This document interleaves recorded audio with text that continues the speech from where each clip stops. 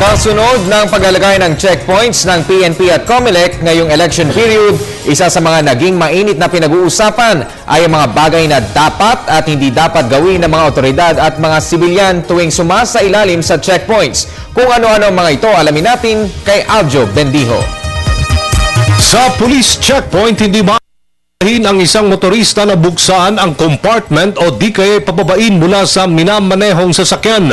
Dapat ipaira lang ng mga pulis ang plain view doctrine o hanggang sa labas lang ng sasakyan maaring sumilip ang mga pulis, maliban na lamang kung may sapat na dahilan ang mga otoridad na pinapayagang halugugin ang loob ng sasakyan.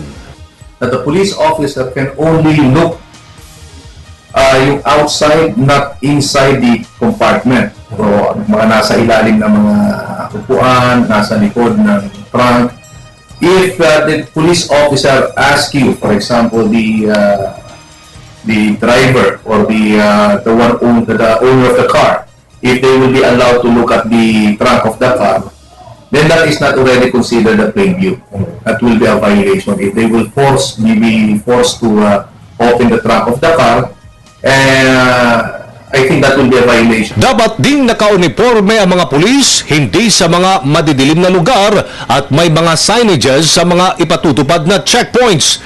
Kapag kahit isa lang sa mga patakarang ito'y hindi na ipatutupad, magsisilbi itong sapat na batayan upang sampan ng reklamo ang If assuming that the owner of car allows that person, allows the police officer to open the trunk, then that person is already waiving their right to look at their car without a search warrant. That is what we call the plain view doctrine. Kamakailan lamang maigpit na ipinatutupad ng kapulisan ang resolusyon ng COMELEC na nagbabawal sa mga incumbent officials sa pag-maintain ng reaction forces at pananatili ng mga unauthorized bodyguards sa panahon ng eleksyon. Ipinarecall na rin ang lahat ng mga pulis na inassign bilang security personnel sa mga kandidato, kasunod na rin ng 150-day gun ban na nagsimula noong Linggo, Enero 13. Dapat kumuha muna ng permiso ang bawat kandidato upang payagang bigyan lamang ng 2 bodyguard sa COMELEC.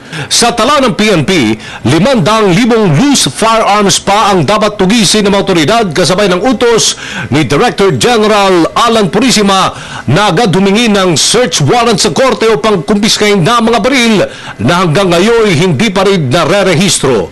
Para sa Telebisyon ng Bayan, Aljo Bendijo.